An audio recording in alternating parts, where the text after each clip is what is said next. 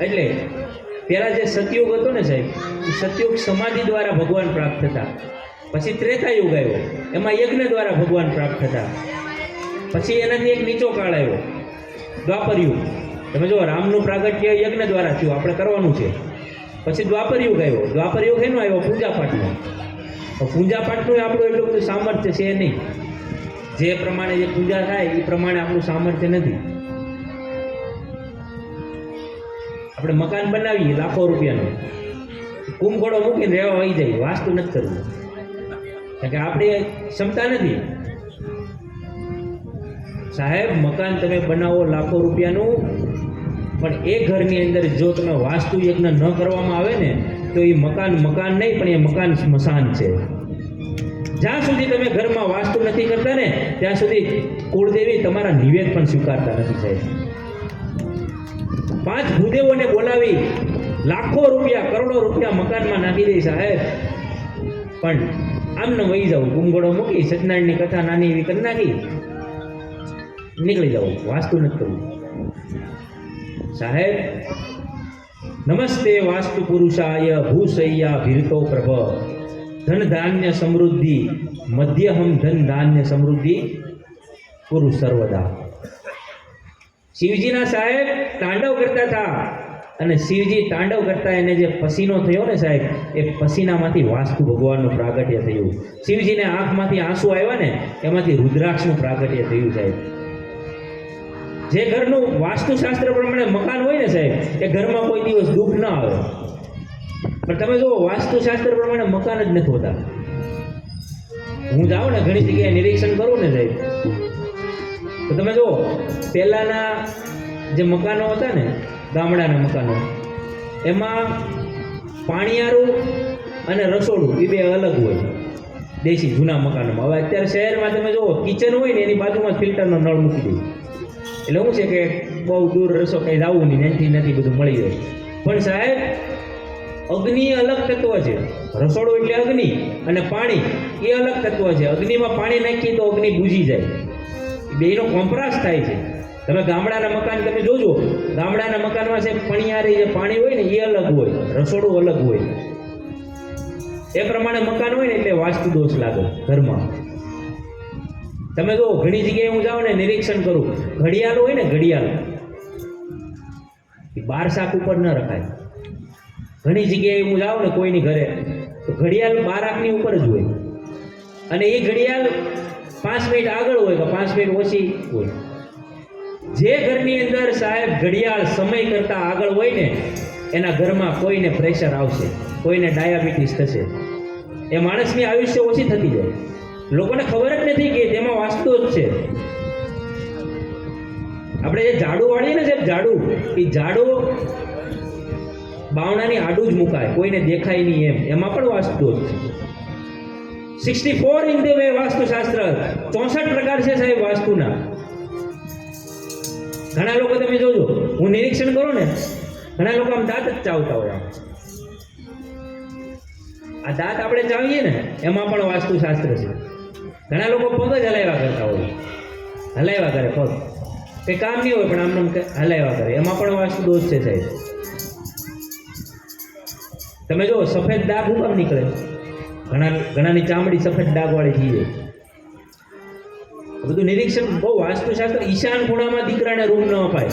ઈશાન ખૂણામાં વાસ્તુ ભગવાનનું મસ્તક છે. પધારો પધારો બધું. ઘરમાં 2 ખૂણા બહુ મહત્વના. ઈશાન ખૂણો કોઈ દિવસ ડેમેજ નહીં રાખવાનો.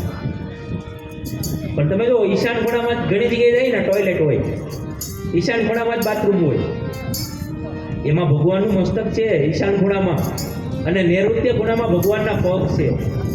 નૈઋત્ય ખૂણો હંમેશા દાબેલો રાખવાનો. જ્યાં કોઈ વજનદાર વસ્તુ હોય ને આપણા ઘરમાં, એ મૂકેલી રાખવાની સાહેબ. નૈઋત્ય ખૂણામાં પણ વાસ્તુ ભગવાન છે. એટલે આ બધા 64 ઇન ધ વે, આ બધો વાસ્તુશાસ્ત્રના નિયમો છે સાહેબ. એટલે દ્વાપરયુગ પૂજા પાઠનો સમય. હવે એ આપણે કંઈ કરીએ કે નહીં. નહીં તો સત્યનારાયણની કથા હોય ને તો એમાં 5 સિક્કા ધરવાના આવે.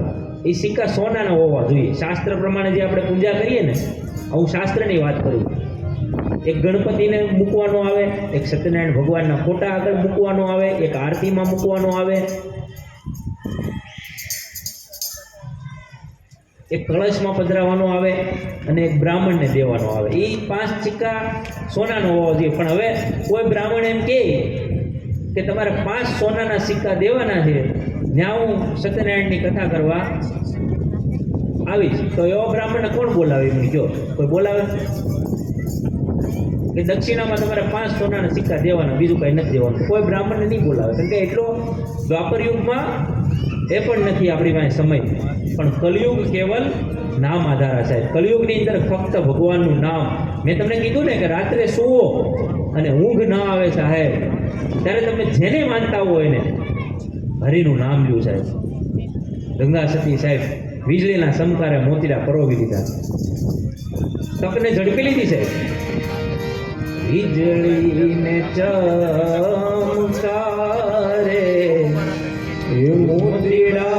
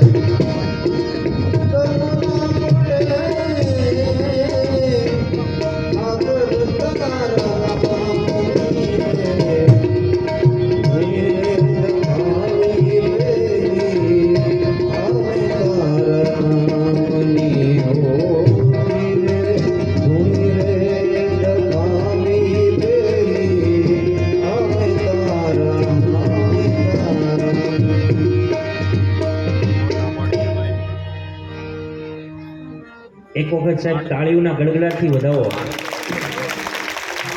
આ સાધુ હોય ને સાહેબ, સાધુ બ્રાહ્મણને સરસ્વતી મુખમાં હોય, અને આ સાધુ છે, એને કેવું ન પડે છે મેં ગવડાવ્યું, મેં ધૂણીને દખાવી ગાવું. અમુક ભજનો એને અંદરથી આવતા હોય જે આપણે ન ગાઈ શકીએ, એ ગાઈ શકીએ.